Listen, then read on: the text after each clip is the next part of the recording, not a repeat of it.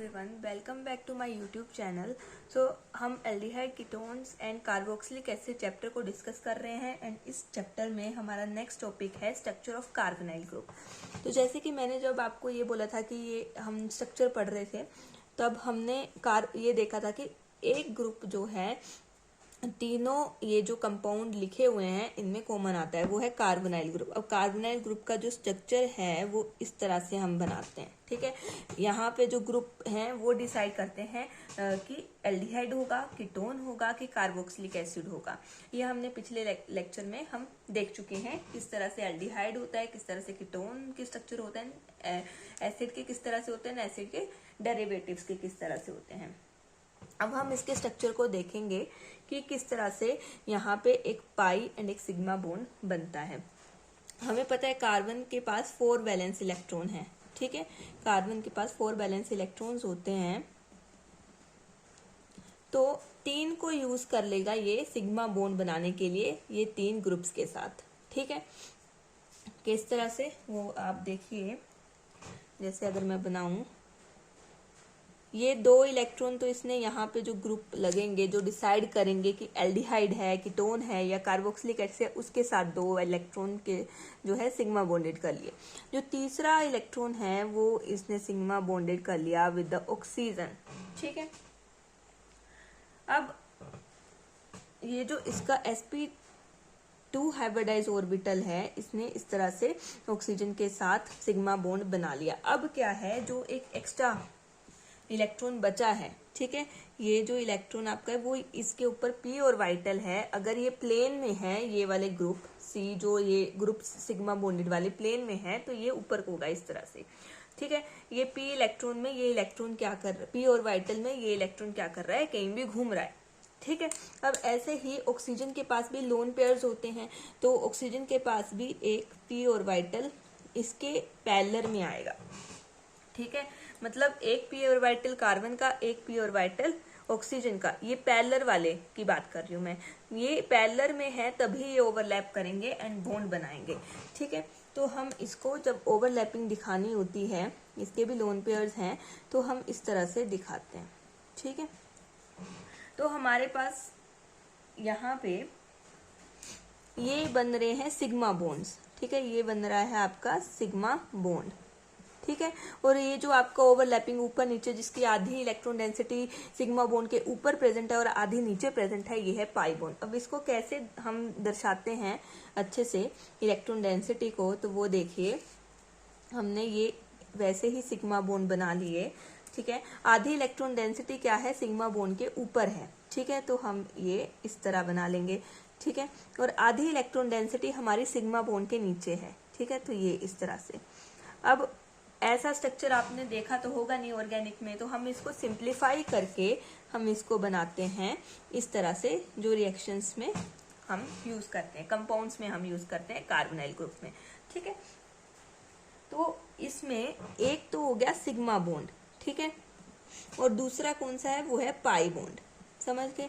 Sigma bond, ये भी sigma bond है, ये ग्रुप्स के साथ जो आपके लिगेंड हैं, जैसे जो भी आपके डिसाइड करते हैं कि एल्डिहाइड है, कीटोन है, कार्बोक्सिलिक एसिड है, उसके साथ भी सिग्मा बॉन्ड ही बना रहे हैं। लेकिन मैं ये डबल बॉन्ड में बता रही हूँ कि एक सिग्मा बॉन्ड है एंड क्या है, पाई बॉन्ड है। यहाँ पे ओवरलैपिंग हो रही है ऑर्बिटल्स की, ऑर्बिटल्स की ओवरलैपिंग करके हमारे पास क्या बनता है, कौन से ऑर्बिटल्स की, ओवरलैपिंग ऑफ p ऑर्बिटल। एक हमारा कार्बन पे प्रेजेंट है और एक ऑक्सीजन पे प्रेजेंट है, जो आपके एक दूसरे के पैरेलल हैं, इस तरह से पैरेलल है, तो वो ओवरलैप करेंगे। ऐसा नहीं है कि एक ऐसा है एक ऐसा है तो इसमें कोई बॉन्ड नहीं बनेगा, ठीक है, तो ये पाई बॉन्ड बन जाता है। तो ये था स्ट्रक्चर ऑफ कार्बोनाइल ग्रुप, ठीक है, इस तरह से। अब रिएक्शंस में कार्बोनाइल ग्रुप जो है ये एज ए डाइपोल भी एक्ट करता है, मतलब इसकी 2 तरह की आपकी नेचर होती है। कैसे, जैसे कि हमारे पास ये न्यूट्रल में देखें तो हम ऐसा बना रहे हैं, ये न्यूट्रल केस है, ठीक है। और यहाँ पे आप देख सकते हो कि हम अगर इसकी रेजोनेंट स्ट्रक्चर बनाएं तो वी नो, अगर हम इलेक्ट्रोनेगेटिविटी डिफरेंस देखें, ठीक है। अब इलेक्ट्रोनेगेटिविटी क्या होती है, थोड़ा सा मैं आइडिया दे देता हूं। इसको बोलते हैं अट्रैक्टिंग पावर ऑफ इलेक्ट्रॉन। कोई भी ग्रुप जितना अच्छा से इलेक्ट्रॉन को खींच सकता है उतना ज्यादा वो इलेक्ट्रोनेगेटिव होगा। तो इसको अगर हम देखें ट्रेंड को, तो फ्लोरीन सबसे ज्यादा इलेक्ट्रोनेगेटिव एटम है, देन ऑक्सीजन है, देन नाइट्रोजन है। तो इसको याद करने के लिए मैं हमेशा FON फोन इस वर्ड को याद रखती हूँ, ठीक है, कि यहाँ पे फ्लोरीन का सबसे ज्यादा है, देन ऑक्सीजन, देन नाइट्रोजन। अब देखो यहाँ पे कार्बन तो कहीं आ ही नहीं रहा, कार्बन बहुत एज कम्पेयर टू ऑक्सीजन बहुत कम इलेक्ट्रोनेगेटिव है। अब मतलब ऑक्सीजन अपने ये पाई बॉन्ड के देखो लूजली बॉन्ड इलेक्ट्रॉन्स हैं, ठीक है, सिग्मा बॉन्ड तो पूरा बॉन्ड बना रहा है। अब ये एक इस तरह से लूजली बॉन्ड इलेक्ट्रॉन्स हैं, तो ऑक्सीजन ज्यादा इलेक्ट्रोनेगेटिव है, तो ये इस लूजली बॉन्ड इलेक्ट्रॉन डेंसिटी को अपनी तरफ खींच लेगा, ठीक है, अपनी तरफ खींच लेगा। अब इलेक्ट्रॉन को अपनी तरफ खींच रहा है, नेगेटिव चार्ज को अपनी तरफ खींच रहा है, तो ऑक्सीजन के ऊपर आ जाएगा नेगेटिव चार्ज। तो यहाँ पे ये इस तरह से इसके ऊपर नेगेटिव चार्ज आया। अब यहाँ से इलेक्ट्रॉन्स चले गए, ठीक है, इलेक्ट्रॉन्स चले गए तो इसके ऊपर आ जाएगा पॉजिटिव चार्ज। तो यहाँ पे आपकी क्या हो गई है, पोलैरिटी जनरेट हो गई है, ठीक है। तो मतलब यहाँ पे ये न्यूट्रल भी एक्ट करता है, ठीक है, एंड एज अ डाइपोल भी एक्ट करता है, ठीक है, क्योंकि डाइपोल आपके देख सकते हो पॉजिटिव नेगेटिव दो पोल बन चुके हैं, ठीक है। तो आपका ये कार्बोनाइल ग्रुप दो तरह से आपका एक्ट करता है। ये जो दोनों आपके स्ट्रक्चर्स हैं ये आपके आगे जब आप केमिकल रिएक्शंस हम पढ़ने वाले हैं तब हमें बहुत ज्यादा हेल्प करेंगे, ठीक है। उसके बाद अब हमारा नेक्स्ट टॉपिक है that is preparation of method of aldehyde ketone. आज हम इस लेक्चर में कवर करेंगे कॉमन मेथड जो एल्डिहाइड कीटोन दोनों को बनाने में यूज होते हैं, ठीक है। तो हमारा अब नेक्स्ट टॉपिक है preparation methods of aldehyde and ketones. Most commonly हमारे 4 प्रेपरेशन मेथड हैं जो हम यहाँ पे डिस्कस करेंगे इस लेक्चर में, जिससे हम एल्डिहाइड एंड कीटोन रिस्पेक्टिवली दोनों बना सकते हैं।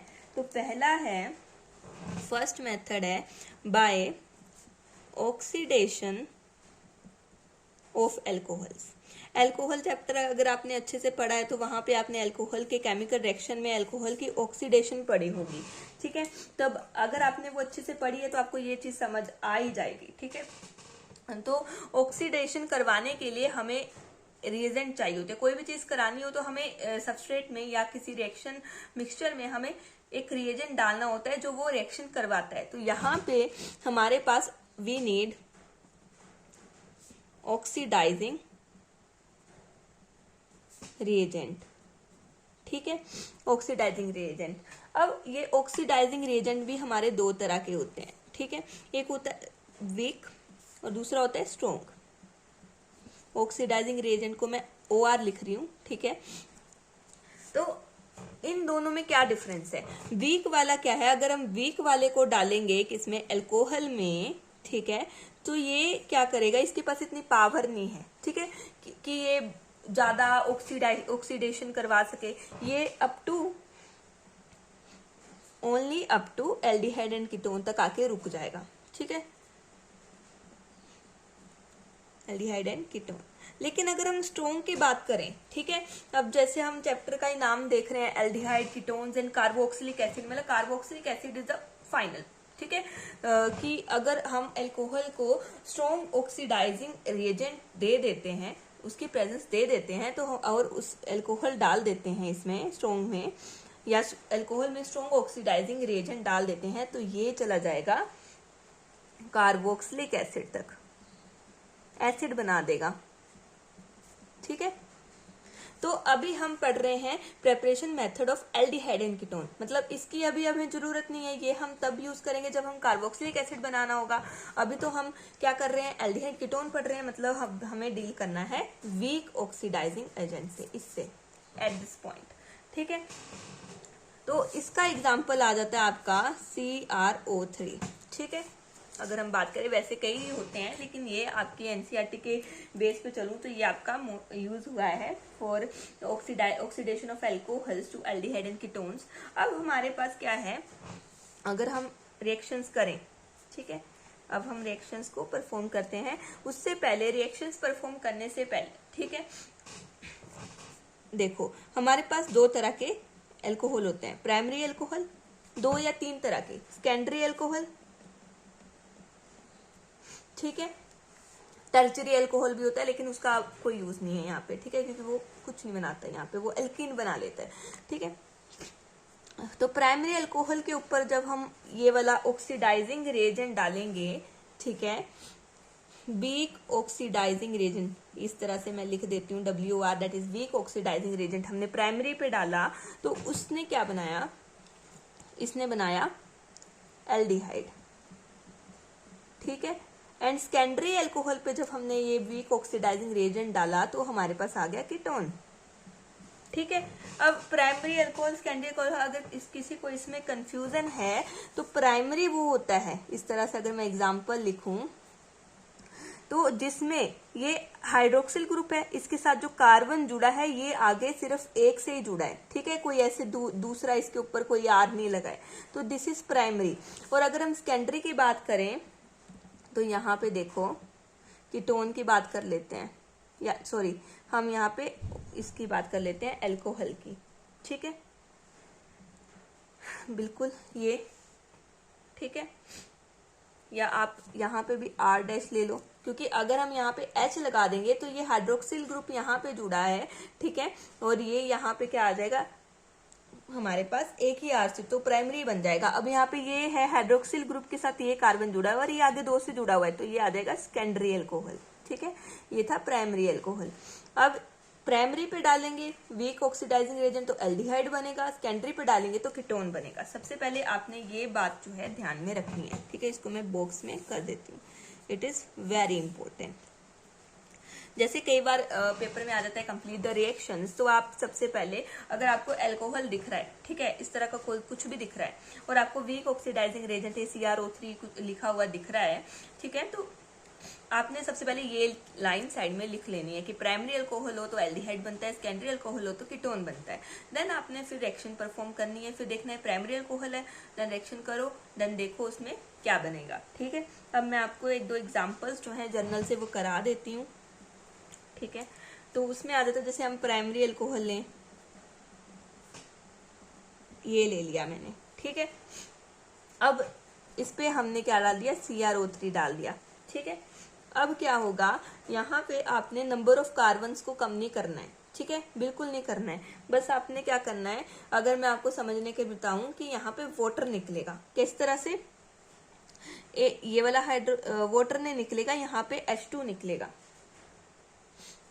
या देखो आपने कार्बन नहीं चेंज करने, देखो कार्बन 1 2 3 और एक R वाला कार्बन, R लिख लो, CH2 1 2 3, चौथे कार्बन को, तीन तो आपने बना लिए लेकिन चौथे कार्बन को आपने क्या करना है, CHO ग्रुप में कन्वर्ट कर देना है, ठीक है। इस तरह से आप प्रेपरेशन की टेक्निक्स, क्योंकि अभी आपको मैकेनिज्म इतने नहीं होते हैं 12th में, सिर्फ केमिकल रिएक्शंस के मैकेनिज्म होते हैं, तो आप सीधा इस तरह से कर सकते हो, ठीक है, कि आप नंबर ऑफ कार्बन सेम रखो, ठीक है, जिसके साथ, जिस कार्बन के साथ हाइड्रोक्सिल ग्रुप जुड़ा है उस कार्बन को और हाइड्रोक्सिल ग्रुप को इकट्ठा करके CHO में कन्वर्ट कर दो, ठीक है। ऐसे ही अगर मैं सेकेंडरी अल्कोहल की बात करूं ये, और इसमें डालूं CrO3, तो इसमें भी कुछ नहीं करना है, ठीक है, नथिंग टू डू। आपने बस क्या करना है, इसको ऐसे लिखना है, ये H और H को निकालना है, ठीक है, और यहाँ पे डबल बॉन्ड O आपने क्या कर देना है, लगा देना है, ठीक है। तो ये था आपका first preparation method, via oxidation of alcohol, जिसमें ये बहुत इंपॉर्टेंट जो बात मैंने बताई है कि प्राइमरी अल्कोहल हो और उसके ऊपर हम वीक ऑक्सीडाइजिंग रिएजेंट डालें तब एल्डिहाइड बनेगा, सेकेंडरी अल्कोहल पे डालें वीक ऑक्सीडाइजिंग रिएजेंट तो कीटोन बनेगा। हम यहाँ पे वीक ऑक्सीडाइजिंग रिएजेंट ही यूज कर रहे हैं क्योंकि हमें एल्डिहाइड एंड कीटोन तक ही रिएक्शन को रोकना है। अगर हम स्ट्रॉन्ग ऑक्सीडाइजिंग रिएजेंट, जिसका एग्जाम्पल अगर मैं बताऊं तो उसका एग्जाम्पल है जैसे KMnO4, ठीक है, इस तरह का हमने रिएक्शन में रिएजेंट यूज कर लिया तो वो यहाँ पे एल्डिहाइड कीटोन पे रुकेगा नहीं, वो सीधा कार्बोक्सिलिक एसिड बनाएगा। तो वो हम पढ़ेंगे in the preparation of carboxylic acid. तो ये आपका पहला जो है प्रिपरेशन मेथड हो चुका है। नेक्स्ट है second preparation method is by dehydrogenation of alcohol. Hydrogenation of alcohol, ठीक है। डिहाइड्रोजिनेशन का मतलब होता है H2 गैस को निकालना, H2 को निकालना, ठीक है। इसको हम बाहर निकाल देंगे, कहाँ से? रिएक्टेंट से, ठीक है। और इसमें हम यूज क्या करेंगे? हम क्या करेंगे? मेटल कैटलिस्ट हम यूज करेंगे। We use metal catalyst. और वो कौन से? या तो हम कॉपर ले लेंगे या फिर हम सिल्वर ले लेंगे, ठीक है। ये मेटल्स एज ए कैटलिस्ट हम यूज करेंगे। हम क्या करेंगे? अल्कोहल को क्या करेंगे? उसको हीट करके उसके वेपर्स बना लेंगे, ठीक है। We make vapours of alcohol, बना लिए, ठीक है। अब इन वेपर्स को, ठीक है, अल्कोहल के वेपर्स को हम इसके ऊपर डाल देंगे, कॉपर या एजी जो भी हमने मेटल लिया उसके ऊपर छोड़ देंगे, ठीक है। अब वेपर्स ऑब्वियसली उनकी टेम्परेचर ज्यादा होगा, उनका 573 केल्विन तक टेम्परेचर होगा, ठीक है। जब आप उसको कॉपर और एजी के ऊपर डालोगे अल्कोहल को, देन वो डिहाइड्रोजिनेशन कर देगा, मतलब H2 गैस को निकाल देगा। तो हम एग्जाम्पल देखते हैं, ठीक है। जैसे हमारे पास हम ये वाला एग्जाम्पल ले लेते हैं, ठीक है। इसके ऊपर हमने क्या डाला है? ये कॉपर और एजी। अब इनका टेम्परेचर कितना है? 573 केल्विन, ठीक है। इस तरह से आपको लिखा हुआ आ सकता है। मतलब आपने कुछ नहीं करना है, देखो यहाँ से हाइड्रोजन एक निकलेगी, यहाँ से एक निकलेगी, ठीक है। और -H2 आप करोगे, मतलब यहाँ लिख देती हूँ, एंड आपका RCHO आपका बन जाएगा, ठीक है। यहाँ पे H बचा और ये O बचा, दो तो निकल गए। अब हम कीटोन का कर लेते हैं, ठीक है। कीटोन की एग्जांपल हम कर लेते हैं, अलग पेन से कर लेती हूँ मैं। RCHOH ये सेकेंडरी, ये प्राइमरी अल्कोहल था, ये सेकेंडरी अल्कोहल है, ठीक है। यहाँ पे हम R- लिख लेते हैं। तो इसके ऊपर भी हमने कॉपर और एजी के ऊपर डाला, 573 केल्विन टेम्परेचर था, ठीक है। तब यहाँ से भी ये हमारा H2 निकल जाएगा। H2 कैसे निकलेगा? H पॉजिटिव और H नेगेटिव, ये इस तरह से, तभी इनमें इंटरेक्शन होगी। तो H पॉजिटिव वाला जो निकलेगा वो अपना बॉन्ड यहाँ पे ऑक्सीजन के पास छोड़ देगा, फिर ऑक्सीजन इस तरह से डबल बॉन्ड बना लेगा। तो हमारे पास क्या कंपाउंड बन गया? आपके पास इस तरह से कीटोन बन गया। ऐसे R का वो चेंज करके कुछ भी लगा सकते हैं, तो वो आप कर सकते हो, ठीक है। उसके बाद हमारा जो थर्ड मेथड है वो है third method is ozonolysis by ozonolysis of alkenes, ठीक है।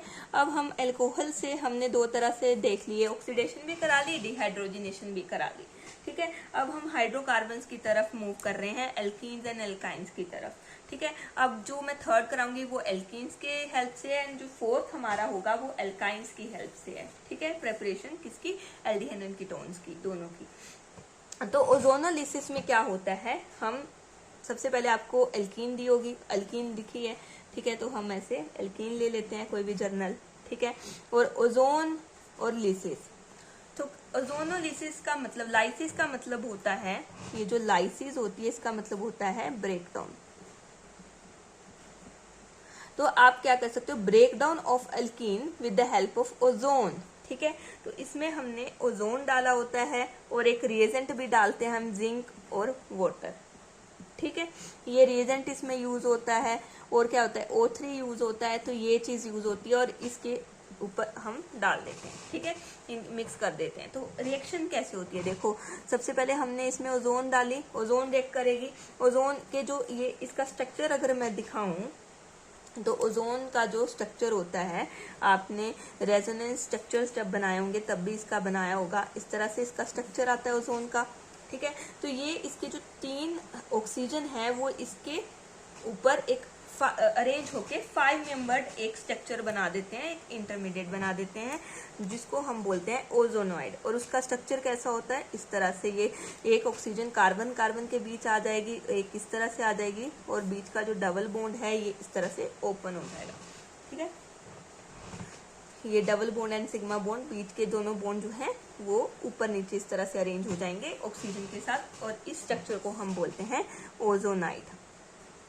ये आपको पूछा जा सकता है कि ओजोनाइड जो है उसका स्ट्रक्चर कैसा होता है। ठीक है, देखने में तो ये लगता है कि इसके नीचे ही ऐसे 3 जुड़े होंगे, लेकिन नहीं, एक ऑक्सीजन इस 2 कार्बन कार्बन के बीच में भी आ जाता है। ठीक है, ये तीनों एक साथ नहीं जुड़े रहते, जैसे यहाँ पे तीनों एक साथ जुड़े हैं ना, यहाँ पे ओजोनाइड में थोड़ी रीअरेंजमेंट हो जाती है, वो आपके सिलेबस में इतनी नहीं है।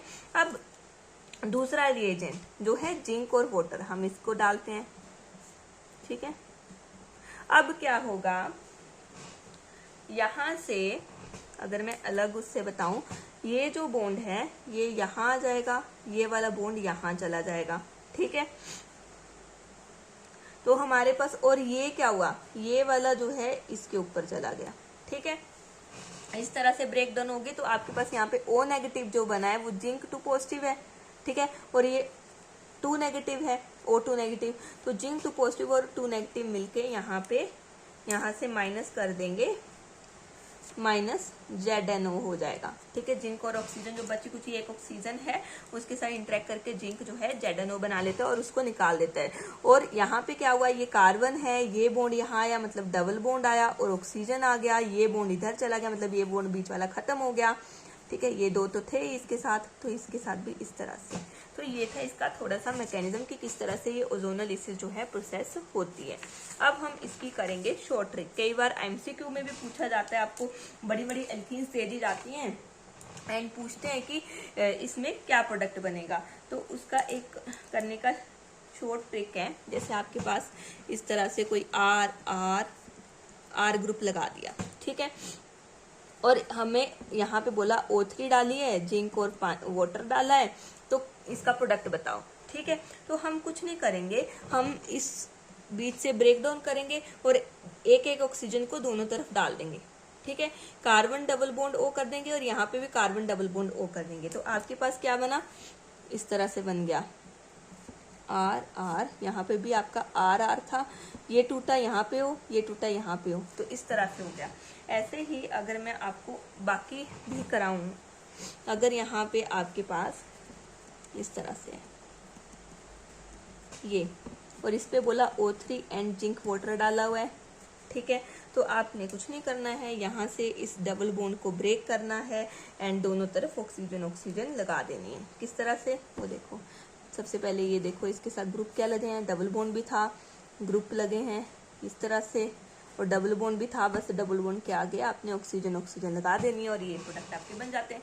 कई बार क्या होता है, ये आर डिफरेंट लगाए होते हैं तो आपके डिफरेंट कंपाउंड्स बनते हैं। मैं आपको एक जनरल एग्जांपल भी करके बता देती हूँ। जैसे CH3 CH2 लगाए, यहाँ कार्बन लगाए, ये इस तरह से, और यहाँ पे आपका CH3 लगाए, यहाँ CH2 CH3 इस तरह से, और यहाँ पे हाइड्रोजन। ये कंपाउंड है, बड़ा सा आपको लगेगा पता नहीं क्या आ गया, इतना बड़ा सा कंपाउंड, और इस पे आपने O3 एंड जिंक डाला हुआ है, जिंक और पानी। अब आपने कुछ नहीं करना है। ठीक है, आपको डबल बॉन्ड ढूंढना है, डबल बॉन्ड दिख गया तो उसको आप ब्रेक कर दोगे। ठीक है, और उसके साथ ब्रेक करके आपने देखो एक कार्बन के ऊपर जो भी लगा हुआ है CH2 CH3 वो लगा लो, CH3। ठीक है, और उसके इस तरह से यहाँ पे भी लगा लो, क्या लगा है कार्बन के ऊपर ग्रुप, ये डबल बॉन्ड लगा है, और CH2 CH इस तरह से आपके ये CH3 और एक हाइड्रोजन लगा है, बस आपने डबल बॉन्ड के आगे ब्रेक करके आपने ऑक्सीजन लगानी। तो यही है लाइसिस ऑफ आपका एल्कीन। ठीक है, और आपका लाइसिस हो गया है एंड 2 कंपाउंड आ गए हैं। यहाँ पे क्या है, यहाँ पे देखो ये एक कीटोन बन रहा है एंड ये एक एल्डिहाइड बन रहा है। ठीक है, वो डिपेंड करता है कि जो R ग्रुप है ये क्या लगे हुए हैं। ठीक है, समझ रहे हैं। तो ये आपकी थी ओजोनोलिसिस, जिसमें आपका एल्डिहाइड एंड कीटोन दोनों, ये देखो मैंने एक ही में दोनों बना के दिखा दिए। ठीक है, अब जो नेक्स्ट हमारा है, हमारे पास नेक्स्ट है लास्ट जो हम कॉमन प्रेपरेशन मेथड पढ़ेंगे, वो है fourth, bye hydration of alkyne.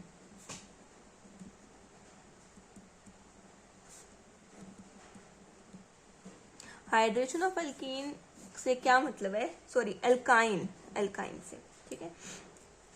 तो अल्काइन हमें पता है, ये है अल्काइन, ठीक है। और हाइड्रेशन का क्या मतलब है, हाइड्रेशन से हाइड्रा मतलब पानी, ठीक है। ये पानी, पानी डालना है आपने बस, ठीक है। You have to put water, ठीक है। तो हमने ये अल्काइन है, अल्काइन में हमने पानी डाल दिया, तो ये, और हमने एसिड की प्रेजेंस में डाला मर्क्यूरी सल्फाइड, HgSO4 और H2SO4 सल्फ्यूरिक एसिड, ये प्रेजेंस दे दी इनकी। तो हमारे पास क्या बनता है, यहाँ पे 2 हाइड्रोजन यहाँ चले जाएंगे, ऑक्सीजन दूसरी साइड चला जाएगा, ठीक है। इस तरह CH3, ठीक है, C डबल बॉन्ड OH, यहाँ पे ऑक्सीजन आ जाएगा एक साइड, ठीक है। ऐसे ही अगर हम ऐसे कोई और देखें तो 2 हाइड्रोजन यहाँ चले जाएंगे, जहाँ पे हाइड्रोजन वहां जाएंगे जहाँ हाइड्रोजन पहले से प्रेजेंट है, ठीक है।